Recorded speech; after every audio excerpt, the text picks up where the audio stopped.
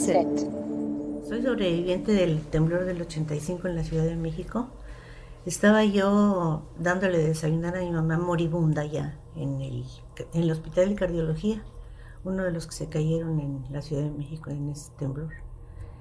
Y antes de llegar al edificio hubo un accidente en el periférico en donde se volteó un camión de Electropura, que eran eran de vidrio, los botellones. Entonces el periférico estaba atascado de automóviles y parado por ese accidente, que no podían pasar por los vidrios. Y entonces yo me fui por otra calle en lugar de irme por la que debía de haber ido para estacionar mi carro en el estacionamiento, y dejé el carro a la entrada, donde un poquito adelante, donde entraban las ambulancias de ese edificio. ¿Todo esto fue antes del temblor? Sí. Llego en el momento en que ya pasó, después de ser un pequeño, mi mamá estaba en una cama muy especial, porque como mi hermano Antonio es importante ahí en ese hospital, el doctor Antonio de León, le dieron un lugar muy especial a mi mamá, sola.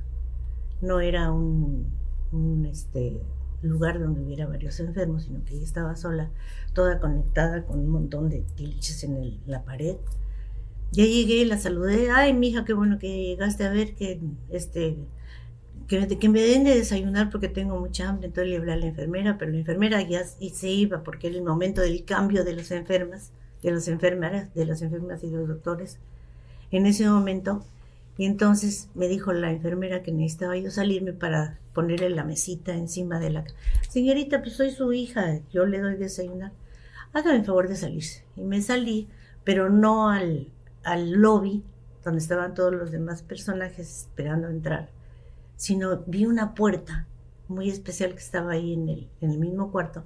Me salí por esa puerta, me senté, traía yo una revista que me habían dado los testigos de Jehová sobre el fin del mundo. Y entonces empecé a leerla, cuando una flor enorme, ¡pau!, se cae el florero, y empezó el terremoto.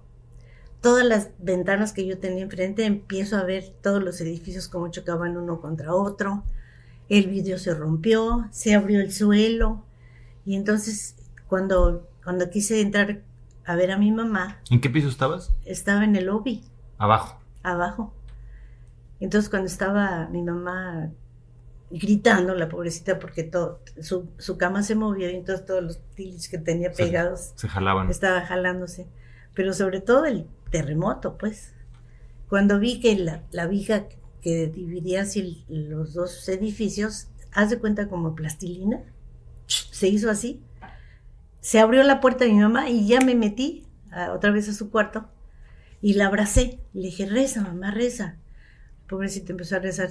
Siempre rezaba, en todos los temblores mi mamá rezaba. Glorifícame al mal, glorifícame al Señor. El Señor que glorifique a mi alma. No sabía ni qué decir, pobrecita. Siempre se asustaba muchísimo. Pues entonces se empezó a caer el techo. Y te digo que fue una cosa espantosa. Siempre que me acuerdo me pongo nerviosa. Y entonces ya en ese momento llega Antonio, mi hermano, que llegó todo vestido de blanco, precioso, de médico. El doctor. Uh-huh. Con una enfermera, con una silla de ruedas, toda la gente gritando, y las enfermeras robándose las medicinas, los médicos gritando que nadie prendiera un cigarro ni nada. Ya había pasado el temblor. Estaba en el mero temblor. Duró 3 años el temblor. Dicen que 3 segundos. ¡Qué barbaridad! Y entonces ya... Oye, las enfermeras robándose las medicinas. Robándose las medicinas, las sábanas, todo. O sea, ya saben las enfermeras, esto va a servir. Fíjate. Entonces ya bajamos otra vez. A mi mamá la bajaron con unas sábanas ahí, que se como con la silla de ruedas. Yo no sé cómo bajé, y tengo ahí varios blackouts completamente, no me acuerdo de nada. De repente ya estaba yo abajo, y me acuerdo muy bien que había un mural hermosísimo de un niño que estaba dándole a una piñata. Y cuando subí la primera vez, dije, ¡ay, qué bonito mural! La carita del lindito, preciosísima. Y cuando bajo, la carita del lindito estaba tirada en el suelo, fíjate. Hasta pensé, me la llevo, pero no, tenía otras cosas que hacer. ¿Eres a tu mamá? Sí. Entonces ya me dice mi hermano, ¿de dónde está tu carro? Porque se acaba de caer el estacionamiento. Digo, pues ahí está afuera. Justo no te estacionaste ahí Estacioné. dentro. Entonces ya me dice, llévate a mi mamá a mi casa. Yo tenía problemas con mi hermano y no sabía ni dónde vivía. Entonces ya se sube mi mamá, la calle llena de gente desnuda, con heridas, gritando, porque seguía el temblor duró mucho tiempo. Y había réplicas y todo, ¿no? Y entonces, pues como pude, salí de ahí, así que tratando de no lastimar a nadie yo con mi carro, y de repente, digo, tenía que atravesar el periférico. Como te digo, todavía estaba lo anterior del camión que se había volcado. Y entonces... Sí, ese día había empezado ya raro, porque es que el periférico tenía un montón de botellas de leche rotas. O sea, ya ahí hubiera sido un día extraño desde ahí, era ¿no? de agua, del agua Eran de agua. pura. Era agua, perdón, no leche. Agua, eran garrafones. Sí. Pero ya ahí hubiera sido un día extraño. Sí, ya era terrible. Y en esta época el periférico de la Ciudad de México no tenía 2 pisos tampoco, ¿verdad? No. Estamos hablando de 1985. Entonces, ¿cómo lo hiciste para cruzar? Pues fue algo sensacional. De repente ya iba yo rumbo a casa de mi hermana Patti en Barranca del Muerto. Fíjate, o sea, así se llama la calle. O sea, ni te acuerdas bien de cómo, pero ya libraste el caos. ¿Cómo? Pasé. Ya llegamos a casa de mi hermana, ya nos recibieron porque pensaban que estábamos muertos, porque ese edificio se cayó. Bueno, lo tuvieron que tirar, pero en unas condiciones tremendas. ¿Cuántos años tenías? En el 85, échale. ¿Cuántos años tienes ahora? 86. 86, estamos en el 2024. Ok, quítale 24 y quítale después del 2000 al 86. Estabas en tus 40 más o menos. No. ¿Más joven? No. Ya estaba a punto de venirme a San Luis. ¿A San Luis? Por eso me vine a San Luis. Por ese temblor. Por ese temblor. O sea, ese fue el temblor Sí. que te espantó de la Ciudad de México. Sí, después de muchos temblores en la Ciudad de México, que yo en la Pero casa, ese fue el que dijiste, no, sí, gracias. La casa de Medellín donde vivíamos estaba cuarteada toda de los otros temblores anteriores. En el 1957 hubo un temblorazo también. Y me acuerdo porque fue cuando yo me casé. Y en el 85, entonces mi esposo, que era muy chiqueador conmigo, me dijo, en el lugar del mundo donde no tiemble, allá nos vamos a vivir. Dije, yes. Seguramente en China, seguramente en San Luis Potosí. Híjole, qué padre. Ah, ¿sí te gustó? Yo no conocía San Luis Potosí. O sea, ¿llegaste a vivir directo sin conocer? Sin conocer. A ver, platícame. Entonces llegaste en los 80s a San Luis, poco después de ese temblor. Después del 85, como en el 87, 88. Ya. Vendimos la casa de México y nos fuimos para allá. Ya tus hijos ya se habían ido. Ya todos, por eso te digo que no. ¿Cuántos hijos tuviste? 5. 5. Yo entrevisté a 2. Entrevisté a Nacho y a Felipe. Como ya dije, voy a poner esos links en la descripción de este programa. Y entrevisté a uno de tus nietos. Pronto entrevistaré a más, espero. Ajá. Tengo 12 nietos. 12 nietos. 8 bisnietos. La última es la hija de Mena y de José. Claro. Fíjate. Todavía no lo puedo entrevistar. ¿Y cuántos hijos? 5 hijos. 5 hijos. 4 hombres y una mujer. Ok. Todos encantadores, lindísimos y adorables. Y esa movida de dejar la Ciudad de México e irse a la provincia profunda, podríamos decir, no te causó, porque tú, por lo que veo, eres alguien curiosa. Siempre has sido curiosa. ¿No te sentiste que te ibas a aburrir ahí en la provincia? No, al contrario, porque la Ciudad de México ya era un caos. Además de después del temblor, peor tantito. Ya las avenidas estaban completamente atascadas. La sociedad, para ver a mi hermana que vivía en Las Águilas y yo vivía en Arboledas, era casi un viaje. La Ciudad de México era un caos ya. Pues como dice el meme, ¿no? Que no hay que olvidar que la Ciudad de México está a 3 horas de la Ciudad de México. Sí. Cualquier cosa era un viaje. Y sigue siendo. Carlos ya estaba jubilado. Ya tenía varios años jubilado. Se jubiló muy joven. Se jubiló de 50 años, fíjate. La Comisión Federalicidad. Es mi héroe nacional porque hizo cosas muy interesantes en comisión. Él era hijo de don Carlos III Elizalde, que fue de los fundadores de Comisión Federal. Fíjate. Así que siempre tuvo puestos muy importantes. Por ahí es lo que pasó en este México, ¿no? Hubo una generación que después de la revolución funda las instituciones, luego otra generación que las consolida. Ajá, y ahora estamos en el cierre de esa etapa, ¿no? Sí. Hay como una transformación, algunas son Ajá. privatizadas, otras son transformadas, pero ya la generación actual ya no conecta con el origen que les dio forma a todas estas instituciones, ¿no? Todo eso que está pasando ahorita con este nuevo gobierno de López Obrador, que decían de las energías limpias y todo eso, pues Carlos fue el de Chicoacén y el de Malpaso. Las presas. Todas esas presas que después dijeron que ya no se iban a usar. Uh-huh. Y ahorita otra vez están volviéndolas a poner. Digo, siempre es un recuerdo hermosísimo, heroico de toda esa gente que hizo esas presas tan maravillosas. Carlos fue un papá ausente, porque siempre era ingeniero de campo. Así que yo me las vi con mis hijos padrísimo, porque éramos en equipo. Bueno, ese es otro tema en el que podríamos clavarnos, ¿no? Yo veo que la experiencia de ser papá, ser mamá cambia mucho de persona a persona y de época a época. Yo tengo una bebé ahorita, entonces estoy empezando a asomarme a los retos de eso, pero te encontraste teniendo que encargarte de la familia. Sí. Tú, económicamente proveían por ti, sí, pero tú tenías que encargarte de todo lo demás. No, Carlos era el que te proveía. Y no sé, me dices que fue padre, pero seguramente hubo momentos cansados, desesperados. ¿Cómo fue ese proceso? O sea, supongo que muy diferente del primero al quinto hijo, ¿no? Pero ¿lo sufriste en algún punto? ¿Te sentiste aprisionada o simplemente esa era tu vida y no te hacías preguntas porque así era? Sí, me hacía muchas preguntas porque estábamos muy jovencitos cuando nos casamos. ¿A qué edad? Yo tenía 20 y Carlos 23. Sí, están chavos. Carlos tenía, así que fresquecito, su título de ingeniero. Yo era secretaria en una compañía muy grande, la ITT, y me iba muy bien. Estaba yo ahora sí que viento en popa toda vela como era secretaria. Pues 23 años. Más, de 20 años. 20 años, claro, o sea, no, todo va empezando. Fíjate, empecé ganando 700 pesos y salí ganando 3,000 pesos, que era una fortuna. Carlos como ingeniero ganaba 2,500 cuando nos casamos. Y era una fortuna, estaba muy bien pagado. El dinero de veras que es de papel. Claro.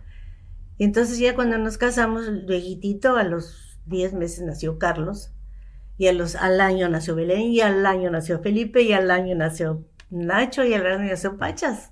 Teníamos 5 hijos, yo tenía 26 años, tenía 5 hijos. Y pues digo, no era tan bonito como nos esperábamos. ¿Qué pasó con esa luna de miel eterna? Y esa mujercita delgadita y dicharachera, y el caballero en su caballo blanco. ¿Cuál? No. No hubo tiempo. Era ponernos de veras ya las enfermedades de los niños. Carlos, mi hijo, tuvo una operación muy grave. Belén se me puso de muerte. Pues toda la cosa infantil tan tremenda. Pero todos fuimos saliendo adelante. Pero yo muy sola porque Carlos era muy ausente en la casa. ¿Y qué tal era tu relación tanto con tu familia como con tu familia política? ¿Te apoyabas en familiares o más bien había una expectativa tuya o de ellos de que tú la hicieras por tu cuenta sola? No, eran gentes, fueron muy amables. Era lindísimo mi suegro, don Carlos. Fue un personajazo en mi vida, yo lo quise mucho y él a mí.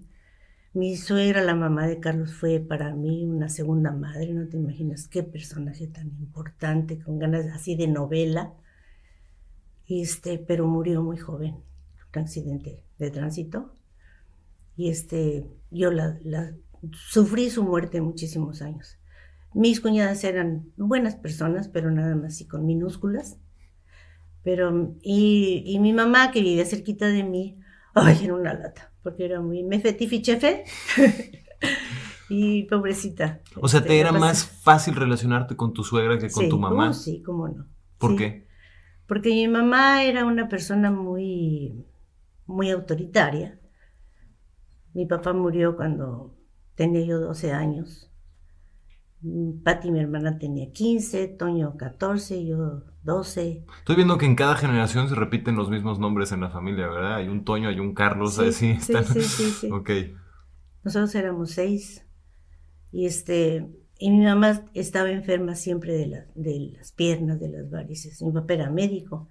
Nunca le hizo caso a sus dietas, tenía diabetes y por lo tanto siempre muy desesperada, era muy desesperada. Entonces no era fácil, no era una persona fácil. No estaba de buenas. Nunca, siempre tenía pues esa manera de ser, siempre estar de mal humor porque las piernas le dolían mucho y hacerse cargo de una familia con tanto chiquito también. Le costaba. Sí, como siempre decía, y la frase célebre, a todos nos sacó adelante. Ella decía eso. Sí, heroica, sí. Y Entonces, cuando yo me casé, yo estaba cerquita de ella, porque Carlos y yo éramos vecinos. Por eso nos conocimos y nos enamoramos. Eran 200 pasos de su puerta a mi puerta. Ay, eso es de adolescente ponerse a contar eso, ¿verdad? 200 pasos. ¿Y tu suegra no era así? No, mi suegra era encantadora, era de Chiapas, era muy abierta, era muy alegre, era una persona feliz. Quizá la podrías apreciar más porque la comparabas con tu madre también, Por supuesto, ¿no? por supuesto, no, pues yo prefería. Y mi mamá celosísima por el cariño tan grande que le tenía yo a la mamá de Carlos. Yo le decía, mami, y siempre muy generosa, me regaló un terreno con el cual Carlos y yo, pues ahora sí que nos paramos en él y hicimos nuestra vida mucho más. Pero te lo regaló a ti, no a su hijo. A mí. Me regaló un terreno muy bonito en Lindavista. Ya. Y esa relación, ese contraste entre tu mamá y tu suegra, supongo que te influenció a quién decidiste convertirte. Por supuesto que en la mamá de Carlos era. Tú dijiste que yo quiero esa alegría. Sí, exactamente. Era una persona alegre, contenta. Jugaba mucho canasta. Siempre tenía anécdotas simpaticísimas. Era muy ignorante. No era. O sea, no tenía educación, quieres decir. Exactamente. Y hacía mucho contraste con don Carlos, mi suegro, que era científico. Y don Carlos era blanco, tenía los ojos claros, hombre muy guapo. Y la mamá de Carlos era una señora chiquita, morenita, sin ningún chiste físicamente. Pero vaya, que tuvo una familia encantadora, de ella salió Carlos. Pues el chiste era su carácter, precisamente, sí, ¿no? Sí. Entonces yo te conozco, desde que te conozco, te he visto como alguien curiosa y los hijos que has hecho son gente también intelectualmente estimulados. ¿Eso de dónde te vino o siempre lo tuviste? Fíjate que te voy a platicar una anécdota hermosísima. Nosotros vivimos una temporada en un pueblito de Michoacán que se llama Yurecuaro. Porque mi papá tenía la espalda un poco corta, porque de chiquito le había decían que se había caído de una mesa y entonces estaba contrahecho. No precisamente era jorobado, porque tenía el pecho levantado, pero sí se veía raro. Mi papá medía 1,56. Un chaparrito. Y mi mamá medía 1,72. Fíjate. La historia de su matrimonio es toda una novela también. Pero entonces mi papá sufría mucho en la Ciudad de México por la altura de la Ciudad de México. Y un compadre de él lo invitó a hacerse cargo de un hospital ahí en Yurecuaro, que era un pueblo de lo más terrible, rabón de Michoacán, lleno de moscas, insalubre. Y llega mi papá allá y como único médico que había, pues le empezó a ir muy bien. ¿Y por qué te estaba platicando eso? Porque te pregunté la curiosidad, de dónde te vino esa curiosidad que tú tienes, que yo veo en tus hijos también. Entonces te iba a platicar que íbamos a la escuela y había muchos piojos, en toda la ciudad, en todo el mundo, ¿eh? El mundo tenía piojos. Sí, y entonces mi mamá en la tarde se ponía a expulgarnos a todos. Ella se sentaba en un banquito alto y nosotros un banquito chiquito. Entonces así pelo por pelo nos iba sacando los piojos, que iba tirando así en un botecito con agua. 1, 2, 37, 45, a ver quién tenía más piojos. Entre tanto, nos platicaban la última novela que estaba leyendo. Entonces ahí oí Los Hermanos Karamazov, leí, me contó Las Aventuras de Tom Sawyer, las tengo presentes en la voz de mi mamá, acariciándome la cabeza. Que a veces hasta es mejor que leídas. A veces no, que además tenía una gracia para hacerlo, como no tienes idea. Entonces a todos nos contaba un cuento o una historia preciosa que dice, ay, ya acabaste, no, quiero más. Ya para el día siguiente, otra vez. Entonces de alguna manera combinaste como el carácter alegre de tu suegra con la curiosidad intelectual de tu madre. Sí, era muy culta en ese sentido. Y mi papá, por supuesto, como médico también. Claro.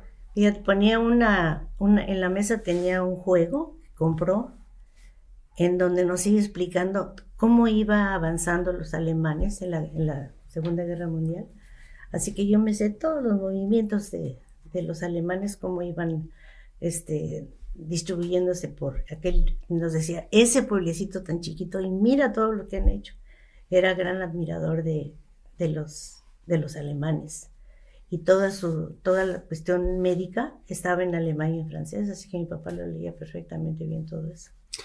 Tú no estudiaste, si a los 26 años ya tenías una familia con no sé cuántos chamacos, supongo que no fuiste a la universidad. No. ¿No era una opción? ¿O no lo escogiste? ¿O no? ¿Cómo fue? No era una opción. Cuando mi papá murió, mi mamá se quedó, ahora sí que no tenía dinero, no había una fortuna. Entonces ella, mis tíos que eran gente de mucho dinero, hermanos de mi mamá, nos ayudaron mucho tiempo económicamente. Mi mamá, la pobrecita viuda con 6 hijos, el más chiquito de 1 año y con una úlcera en la pierna. Así era era su descripción, pobrecita. Entonces, las primeras que nos pusieron a trabajar, a Pati y a mí, fíjate, qué misoginia. Las 2 chiquitas a trabajar. Antonio, mi hermano, a medicina. Carlos, mi hermano, a agricultura en Chapingo. Humberto también a Chapingo.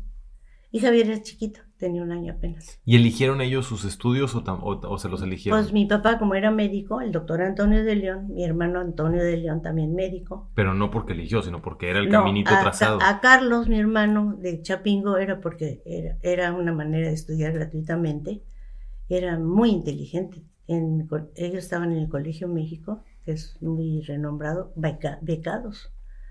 Y era puras excelencias, pura gente muy Y Pati y yo no. Y Pati, ustedes a trabajar para apoyar a la familia. Para trabajar, a las 2 chiquillas, yo tenía 15 años y Pati 17.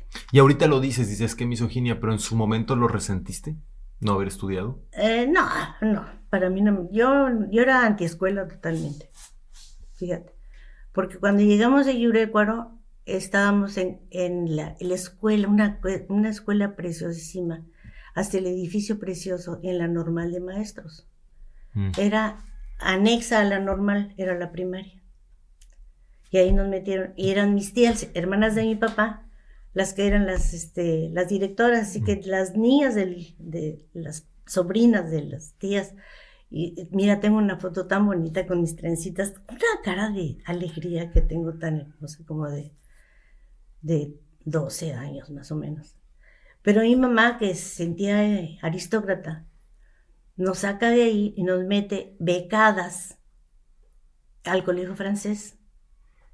Entonces veníamos de Yurecuaro. Del rancho. Imagínate, de pata rajada. Del campo, de andar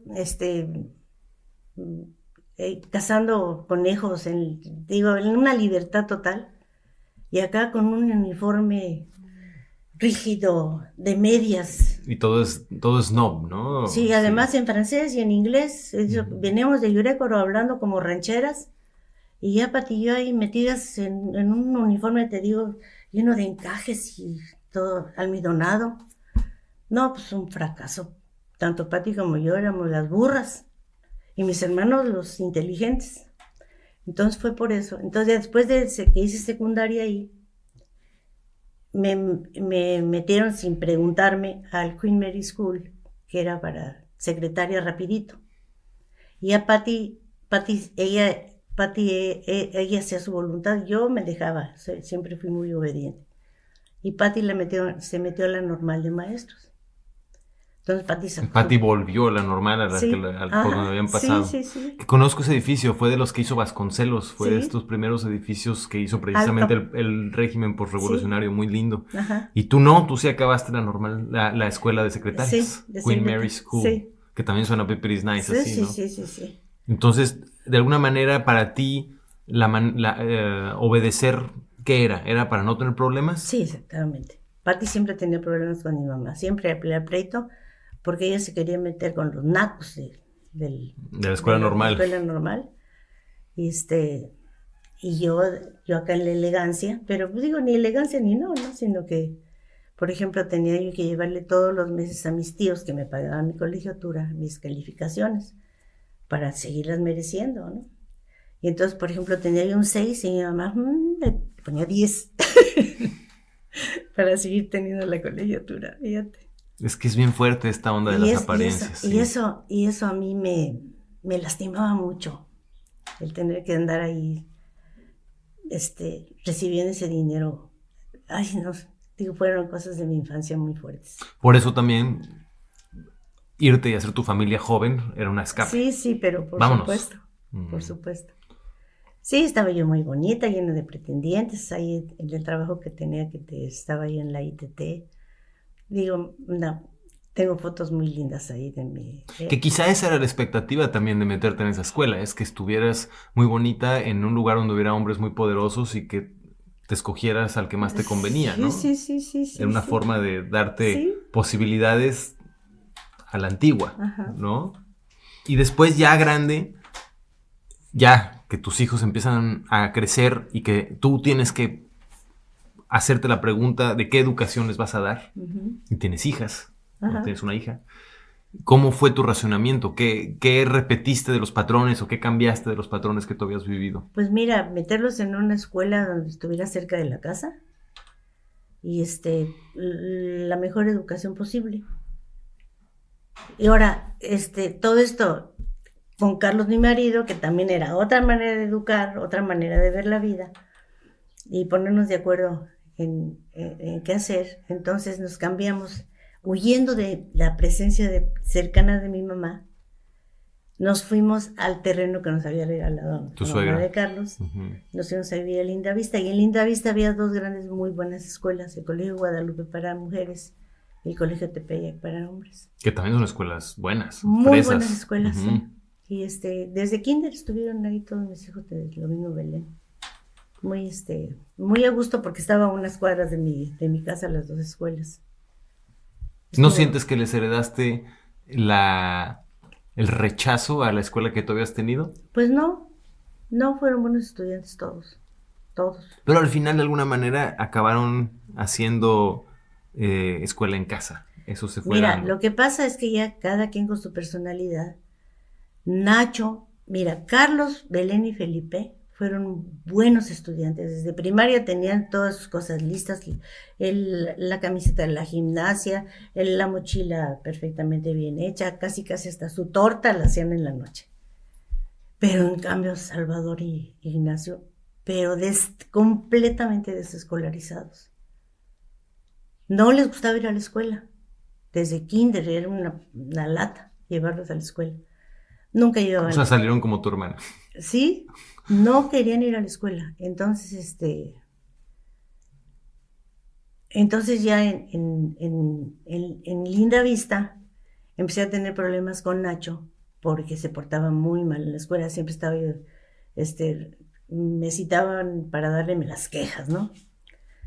Y así pasó el pobre muchacho toda la primaria, y ya en segundo de secundaria ya era imposible. Para esto, Carlos, yo siempre estaba lista para ir a conferencias o con los niños en la escuela.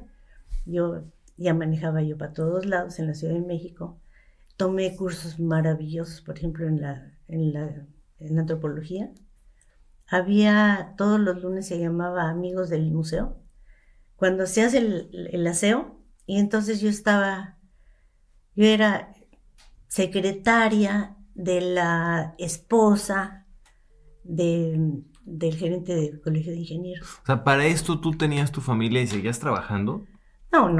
No, yo trabajaba en mi casa. Entonces, ¿cómo eras secretaria? Porque me nombraron, ok. eran como sociales. Ok. Entonces, en el colegio de ingenieros nos llevaron a muchas partes, a las esposas de los ingenieros. Y entonces, resulta que pusieron cerquita del Politécnico, que vivíamos en Linda Vista, había conferencias de diferentes cosas. Para esto, los que nos escuchan que no sean de la Ciudad de México, estamos hablando del norte de la Ciudad de México. Sí. Que es importante porque, como decías, pues las distancias en la Ciudad de México son una locura. Entonces, sí son como diferentes nacionalidades casi, sí, ¿no? Dentro de la misma ciudad. Ok, entonces en Lindavista, en el norte, iban al Politécnico. Al Politécnico, y ahí me metía yo a las conferencias de los estudiantes con mucha confianza. Y digo, me empapaba de muchas cosas, de cosas mecánicas, de cosas filosóficas, según como se me diera la gana donde yo me metiera. Entonces, cuando estaba yo acá en el colegio de ingenieros, todas las señoras íbamos a ese lunes de antropología. No, pues me enamoré de la historia de México, pero una cosa verdaderamente me sumergí, leí. Y todos los lunes nos daba ¿cómo se llama? El gerente, digamos así. ¿El director del museo? De cada sala nos daba una conferencia maravillosa. Entonces me introduje en la historia de México, pero maravillosa.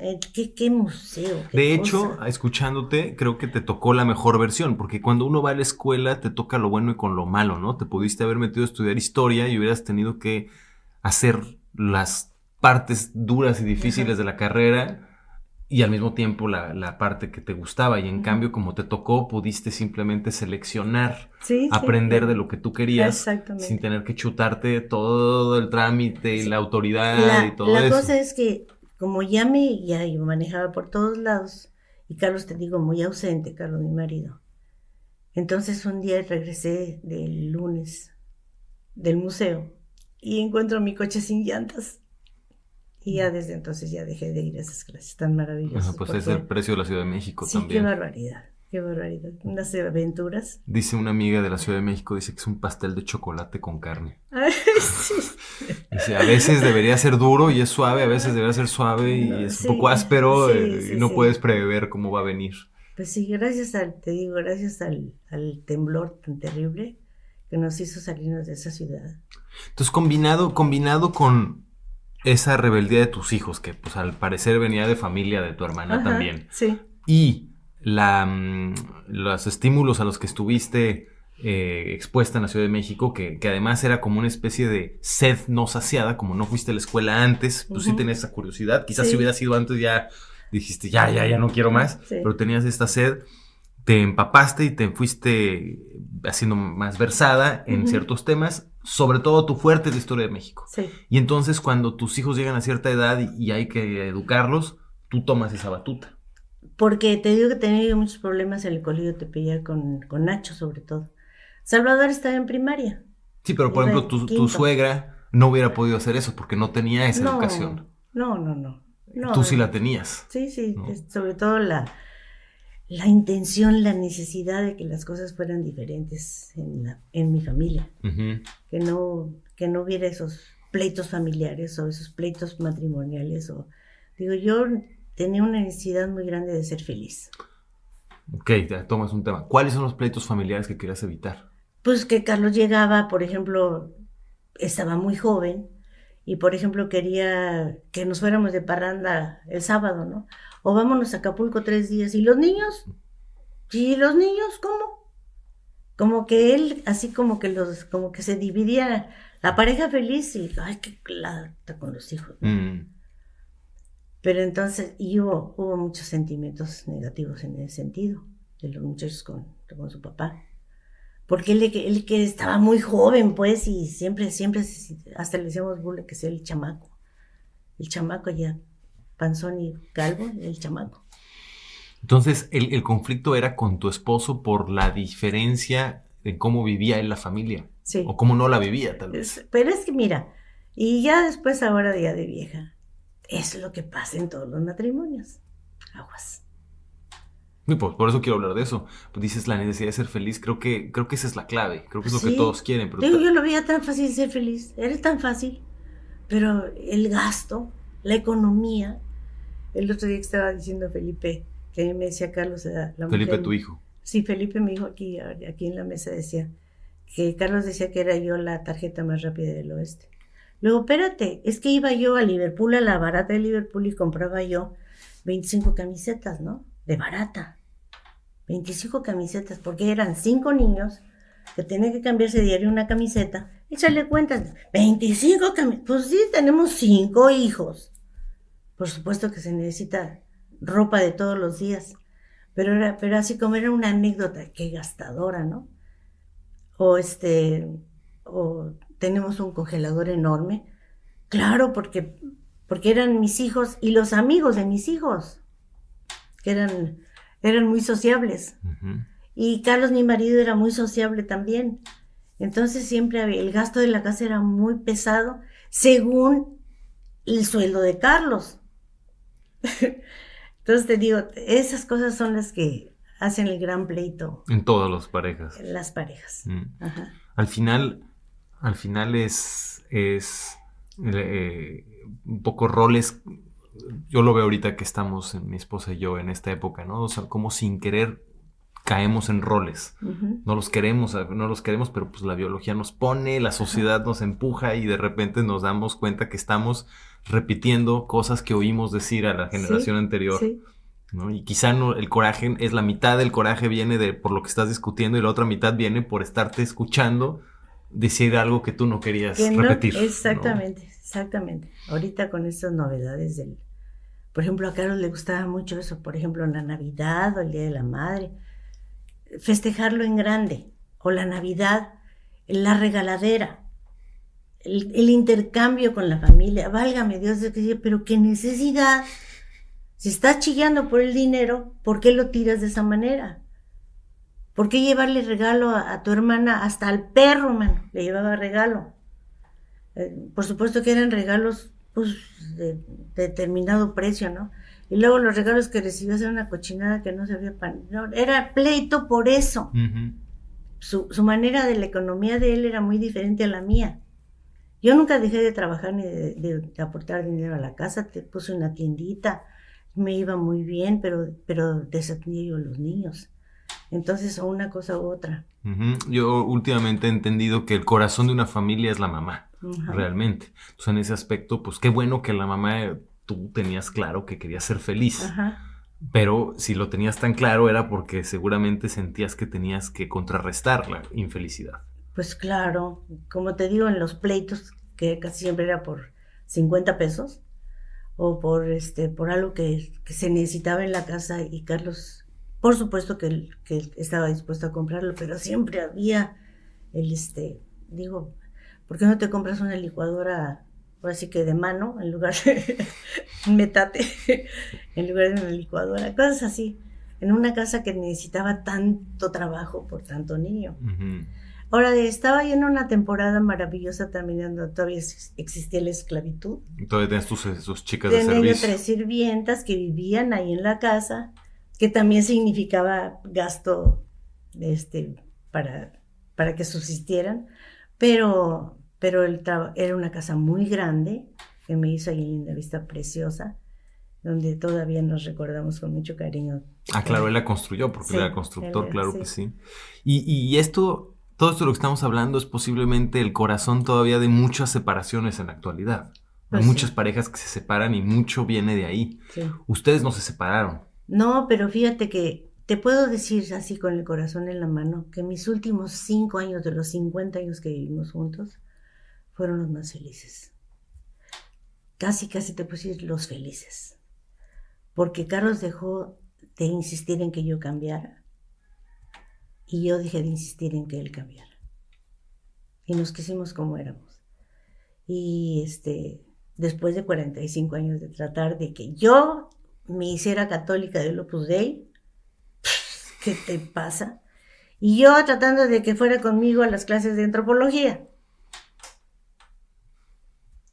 Era muy católico él. No, era fregón, Era jodón. sí. Pero es que dependía de mí la conducta linda de mis hijos. Pues no era linda, era absolutamente normal. Para ti. Pues claro, digo, libre. Mis hijos ya adolescentes eran libres, hicieron de sus vidas lo que ellos realmente necesitaban hacer. Criticable por todo el mundo, ahora sí que it's not of your business. Querer cambiar al otro, ¿no? Ese es inevitable. A veces uno ni cuenta se da que está esperando que el otro cambie. Entonces, el secreto de la felicidad es aceptar al otro. Claro, tal como, y si no, larg. Larg, explícanos qué es larg. Eso me lo dijiste a mí, pero los que nos escuchan no saben qué es larg. Es muy bueno. Larg es mira, yo soy muy difícil para compartir mi vida, aunque soy muy fácil porque ya que me agarras el mood y agarro lo de los demás, es sencillo. Pero cuando no me gusta la gente, es una manera muy linda de decirles en perfecto inglés o italiano o francés, larg, que quiere decir, lárgate de mi vida para siempre. Y así, mira, cuando murió Carlos, luego ya me quedé sola y en San Luis Potosí, en mi casita que él me construyó para nuestra vejez. No tiene escalones, no tiene escaleras, no tiene, todo está a la mano. Lindísimo, Carlos. Y entonces, se vino una de mis nietas a vivir conmigo. No, desordenada, cochina, grosera. Entonces le dije larg y entendió. Luego vino una señora que nosotros tomábamos clases en Al-Anon. ¿Qué es eso? Al-Anon es Alcohólicos Anónimos. Okay. Carlos no tenía problemas con el alcohol, a veces se echaba sus buenas peditas, pero no era problema. Pero Carlos tenía una codependencia muy grande con Carlos el mayor. El hijo. Ajá. Y es una manera de constantemente estar yendo a esas conferencias en donde te explican la codependencia. Porque yo se lo explicaba a Carlos, pero viendo de mi boca no valía nada. Entonces íbamos a la noche. Y cuando muere Carlos, una de las señoras que tenía todas las cualidades para acompañarme ya en mi viudez, la invité a que se fuera a vivir conmigo. Ay, ¿qué crees, Igor? Olía feo. Una persona encantadora, así que le dije larg. Sí, eso, el olor es innegociable. El olor es innegociable. Y era pobrecita. Y entonces, te digo así, tuve varios personajes que me han estado acompañando. Es un contraste porque por un lado es una gran constancia, una gran perseverancia en tu relación a pesar de que, como describes, hubo que insistir y ahora que puedes, ya, despachas. Pues claro, porque yo soy la dueña de mi vida, de mi casa, de mi lana. Soy la que atraigo para que vivan conmigo, no vivir con ellos. Uh-huh. Oye, y eso de querer cambiar al otro, quiero voltearlo.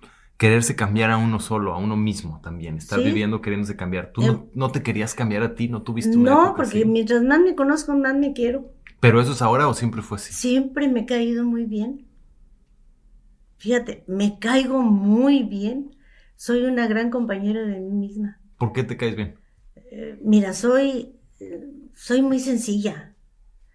No hay cosa más linda que acostarme a dormir y no hay cosa más linda que despertarme en la mañana y disfruto la comida. Soy muy sana. A mis 86 años no tengo nada. Estoy en el Seguro Social en donde me felicitan siempre. Entonces digo, todo esto es este final que tengo de mi vida, porque voy a cumplir 100 años, eso espero, en estas condiciones. Morirme bonito, porque he vivido bonito. Pero yo me lo he hecho.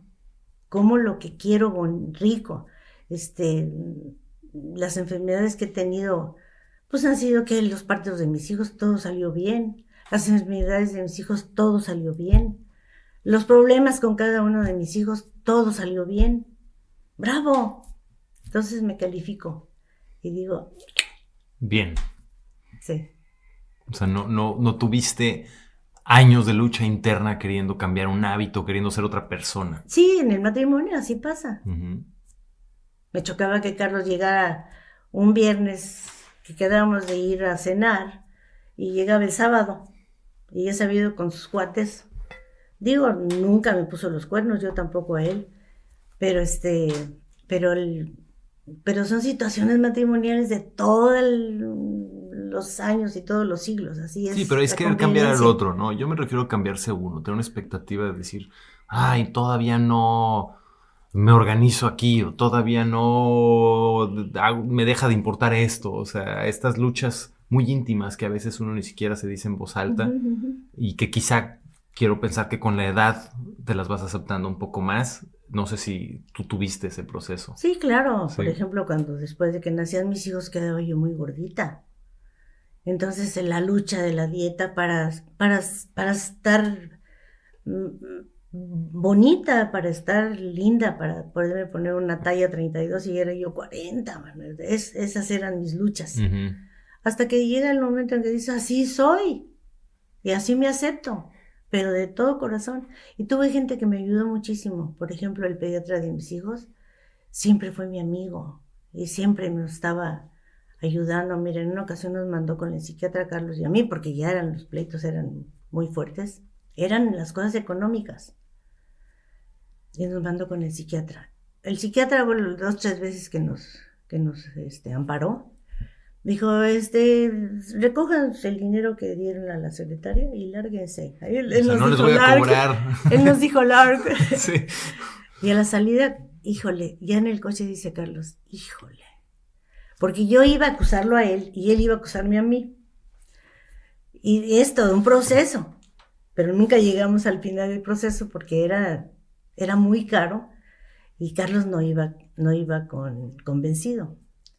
Entonces a la salida dice, ¿y si nos vamos tú y yo solos? Ya los muchachos, ya Carlos tenía 19, Belén 18, ya eran gente grande. ¿Y si nos vamos a un paseo tú y yo solos? Ya habíamos ido a Japón, ya habíamos ido a Estados Unidos, ya habíamos ido a Europa. Nos paseamos muchísimo, solos, y era padrísimo. Ahora sí que nos volvíamos a encontrar en lo mejor de los dos. Y entonces nos fuimos, tomamos el coche, pasamos a la casa, les dijimos adiós a los hijos, les dejamos dinero y nos fuimos a todo el sureste en carro. No había las carreteras de ahora. Y fue un paseo impresionantemente hermoso. Nos volvimos a enamorar, pero rotundamente. Un encuentro maravilloso ya viejos, ya con los hijos grandes. Cuando regresamos volvimos a lo mismo. ¿Por qué no vas a misa? ¿Pero por qué no vas a misa? ¿Por qué no te confiesas? ¿Por qué no vas tú? Y otra vez, me debes 30 pesos. No, ya te los pagué. Pero digo, en tonterías se hace uno la vida de cuadritos. Yo tengo la teoría de que mientras más duras en una relación, más idiotas se vuelven las discusiones. Pues, porque las cosas como, entre comillas, importantes, abstractas, las discutiste al principio. Sí. Y ahora solo va quedando los pequeños roces del cotidiano, ¿no? Que por un pequeño roce de repente reaccionas desproporcionadamente. O un grito, o una patada. O sea, qué caray. Entonces parece que me le diste en la cara, ¿no? En lugar del manazo en la mesa. Pero te digo todo eso.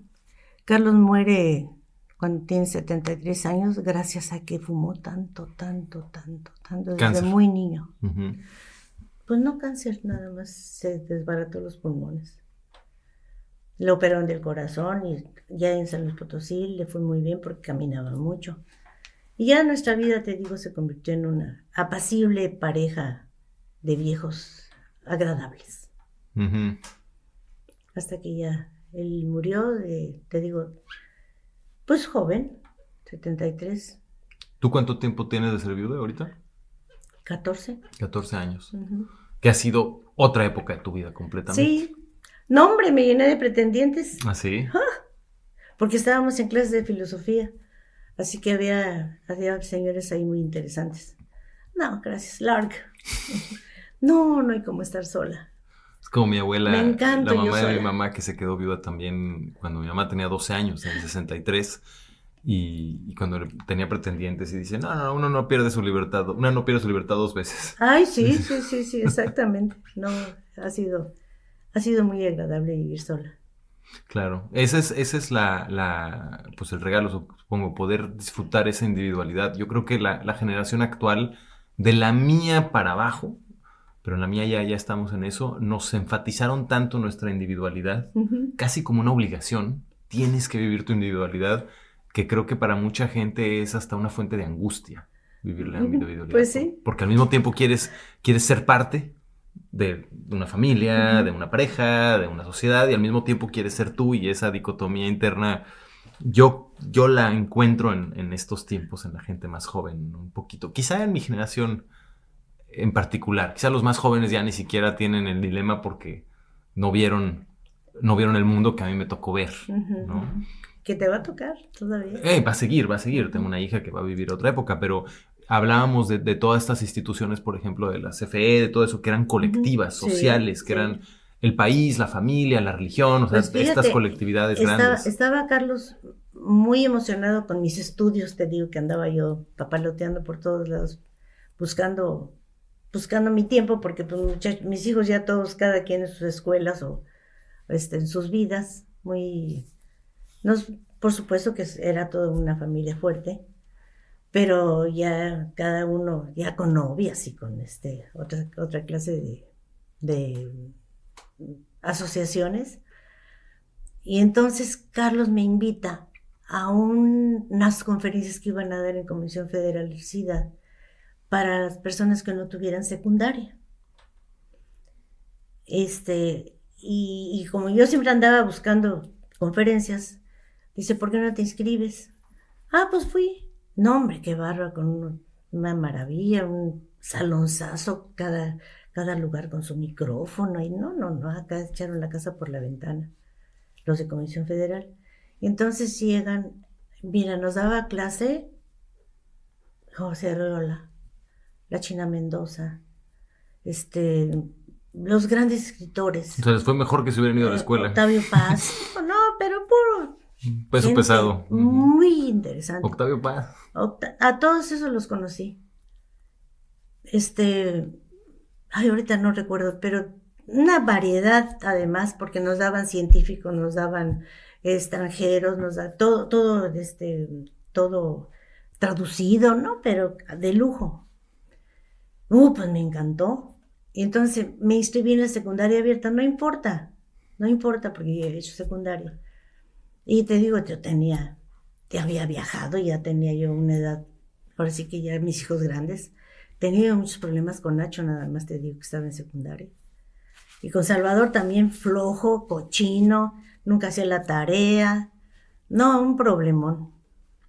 El de los 2 chicos. Los otros 2 puros 10 y calificaciones magníficas. Y entonces me inscribí otra vez en secundaria, que se hacía en lugar de 3 años en 1 año. Ay, pues qué bonito. No pensaba yo en mis hijos, sino en mí, volver a repasar todo lo que era la secundaria. Y me inscribí y pasé mi secundaria en 2 meses. Toda la secundaria, fíjate. Y entonces llegaba yo feliz a la casa. Ay, que fulano de tal y la conferencia de fulana. Y bueno, encantada nos llevaban a los museos. Y se empezó a disminuir porque era para secretarias y para choferes. Todos los que no tuvieran secundaria de Comisión Federal. Y te daban 1 hora libre antes de salir para ir a las conferencias. Pues la gente no iba. Empezó a bajar la asistencia. Y se empezó a bajar la asistencia. En 15 días ya éramos menos de la mitad. Entonces ya nos quitaron el lugar. Ya no había micrófono para el conferencista. Y empezó a bajar hasta que éramos 5 o 6 gente, 7, nada más. Un desperdicio. Y entonces, bueno, ya saqué mi secundaria, pero yo llegaba a la casa fascinada de lo que estaba haciendo. Y Nacho me escuchaba. Entonces un día llega, dice, me acabo de salir de la escuela. ¿Cómo? ¿Te corrieron? No me corrieron, ya me salí. No regreso. Y entonces traía una camiseta que decía, exalumno del Tepeyac. ¿Cómo, hijo? Pues sí, ya me salí, quiero hacer la secundaria abierta. y quiero que tú me enseñes. Órale. Entonces, Carlos, mi marido, no puede ser. El colegio te veía, el que dirán, válgame Dios de mi vida, pleitazo. Pero yo segurísima, sí, yo lo ayudo. Pero es que no es lo mismo que tú, porque tú has viajado, tú eres muy inquieta, flojo, que no es. Yo me encargo. Y entonces se trajo Nacho a otro compañerito, también igual de vago que él, y empezamos a estudiar la secundaria abierta. Y el ratito eran 5 chiquillos, el ratito 6 chiquillos, y el ratito llega Salvador, que estaba en sexto. Yo tampoco quiero ir a la escuela. Y también conferencia de su papá. No, tienes que terminar la secundaria en el colegio Tepeyac. Pues no voy a la escuela. Entonces se acostó, se levantaba a las 10 de la mañana después de ver a Chepina Peralta. Se hizo un gran cocinero. Nacho. No, Salvador. Salvador, perdón. Salvador no estaba en secundaria. Ni siquiera. No tenía la edad. Tenías que tener 15 años para estar en secundaria.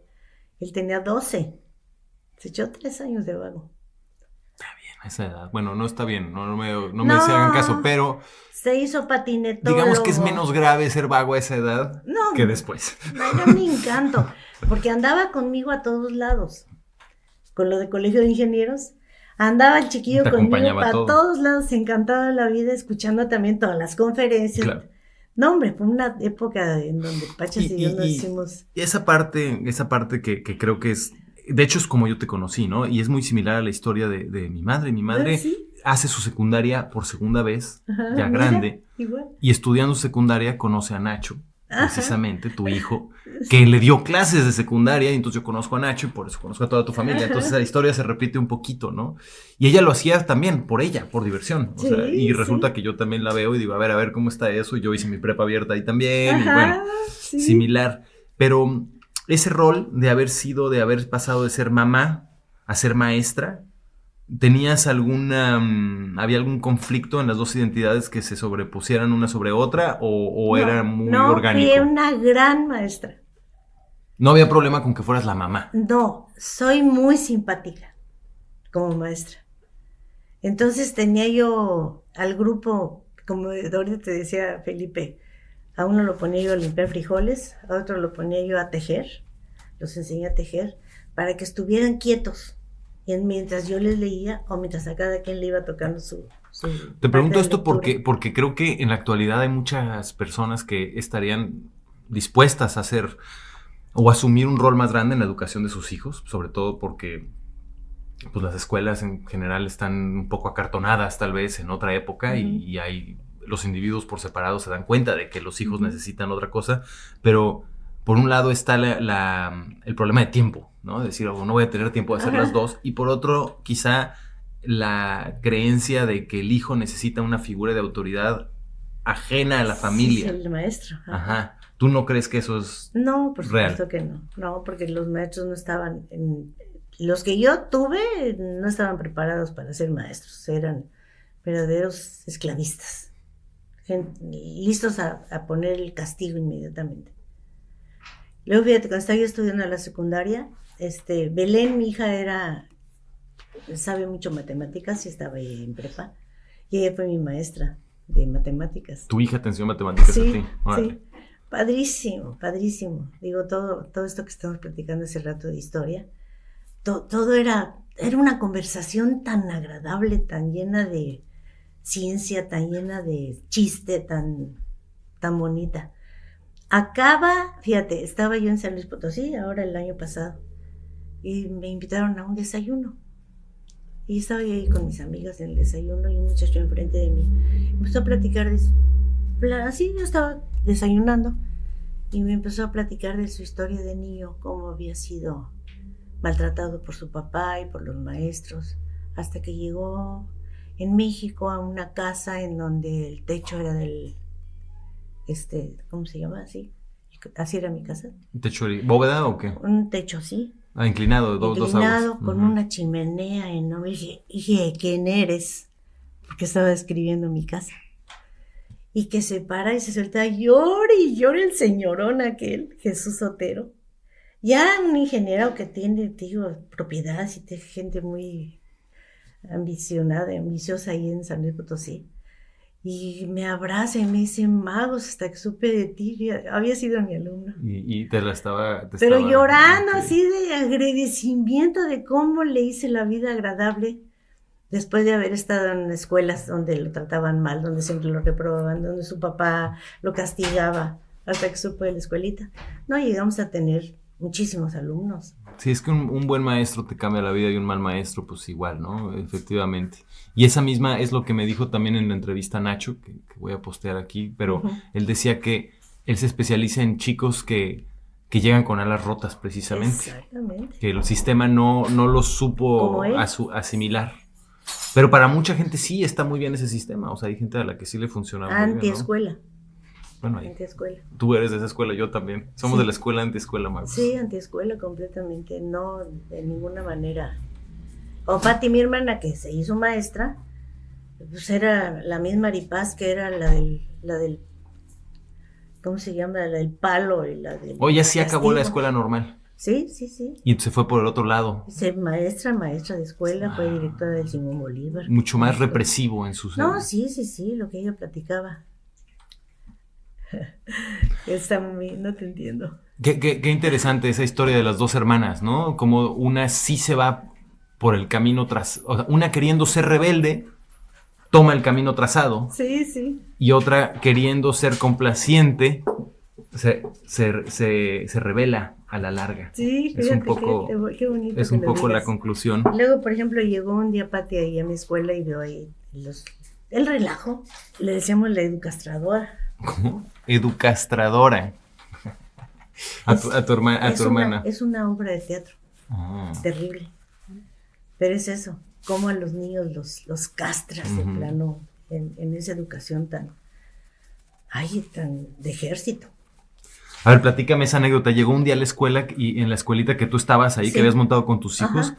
y ve el desmadre que traían. Sí, y digo, ninguna disciplina, ningún uniforme, no había recreo, el recreo era eso, era un recreo, estudiar las clases tan padres.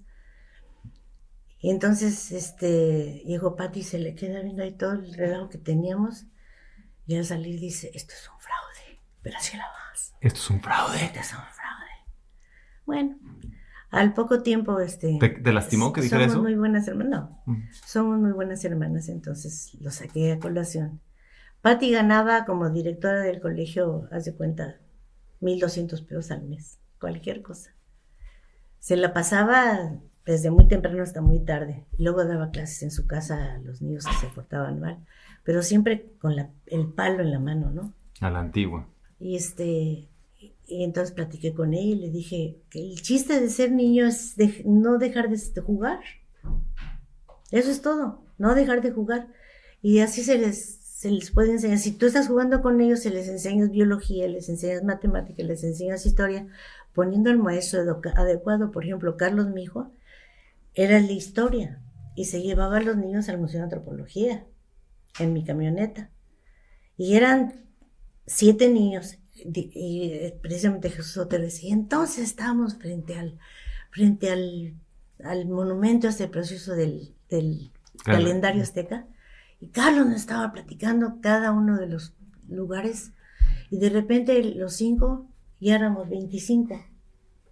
Y ahí va Carlos, entonces que el Acuatlico y que el Coyushauqui, y todos, llevaba un montonal de gente atrás de él, de lo bien dadas las clases, y se acordaba tanto de él, no, ya volvieron a verse, todo así, ya tengo así varios alumnos. Otros, por ejemplo, Armando Malo, que fue el que entró, Fiat Malo se apellidaba, que se entró con Nacho, que era de los insoportables del colegio Tepeyac. Ese muchacho acabó en la cárcel. Ok. Porque hizo eran los que secuestraban gente muy inteligente, pero se fue para el daño. Pero chuecos. Sí. Pero entonces me dices que luego le sacaste a colación a tu hermana esto, sí, del fraude. La cosa es que, por supuesto que no estoy haciendo ningún fraude, porque estoy cobrando y estoy enseñando y están saliendo secundaria abierta en 1 año. Entonces digo, no es ningún fraude. Estoy con mi conciencia tranquila de que estoy haciéndolo bien. Pues al poquito tiempo empezó a patear clase en su casa, por supuesto. Ay. Así que ya los cobraba. O sea que la historia tiene Claro. un final donde ella aprendió a ser más flexible. Claro que sí, claro que sí. Somos muy buenas amigas. Y seguramente aprendió a ser mejor maestra también. Sí. Pero por ejemplo, Belén es una maestra maravillosa. Belén, tu hija, sí. Yo trabajaba con Belén, dábamos clases y era un poco injusto porque yo daba filosofía antes y luego ella daba matemáticas después de mí. Ujú. Y siempre me decía, Igor, me los dejas muy volados. Ay, claro, imagínate. Oye, Magos, creo que Gracias. ahí tocaste un punto muy bueno con el que podemos cerrar. El chiste es guardar esa infancia, ese juego, Ujú. ¿no? Perseverar y quizá traérselo incluso hasta la edad adulta para Ajá. poder usarlo cuando uno quiere, ¿no? Sí, cómo no. Luego, fíjate, me puse a escribir. Soy poeta. En San Luis Potosí tengo mi lugar. Se presenta un libro mío en la presidencia municipal, con el presidente enfrente, presidente municipal, y cosas así muy, muy lindas que me han sucedido. ¿Te sabes algún poema tuyo de memoria? No, fíjate, pero tengo el libro, el día que quieras te los... ¿Tienes un libro aquí? Sí. ¿Podemos cerrar con un poema tuyo? Árale, esas. Ándale, ¿Cómo no? Vamos a escogerlo. Déjame. Este momento. Este momento. Con su entorno, contigo enfrente, con tu sonrisa, con esos verdes, azules, rojos, grises, violetas, sin faltar los sonidos, algunos lejanos, otros muy presentes, todos armoniosos, todos florecientes. Este momento yo lo guardaría en una cajita y la abriría cuando la tristeza se hiciera presente. La pondría de base de muchos pasteles, la usaría de bálsamo para los dolores míos y de otras gentes. Este momento es solo un compás, es solo un respiro.